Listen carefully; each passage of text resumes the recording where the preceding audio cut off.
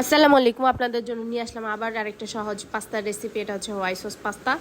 এই যে প্রথমে তেল দিয়ে দিলাম, তেলের ভিতরে সুন্দর করে যতখানি তেল ঠিক ততখানি হচ্ছে ময়দা।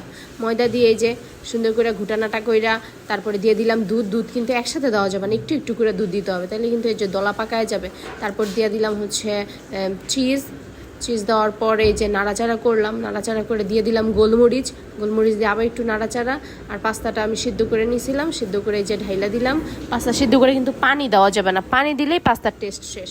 তারপর ঢাইলা দিছে ওই পাশে পাস্তা, আর এই পাশে হচ্ছে আমি আলাদা প্যানে একটু তেল, পেঁয়াজ পেঁয়াজ ভাইজা তারপরে হচ্ছে রসুন দিতে হবে, নাহলে রসুন একদম পুরে পুরে গন্ধ, ভালো ঘ্রাণটা থাকবে না। আর পরে এই যে ওটা তারপরে ঢেলে দিলাম পাস্তার ভিতরে, আর দিয়ে দিলাম অরিগ্যানো।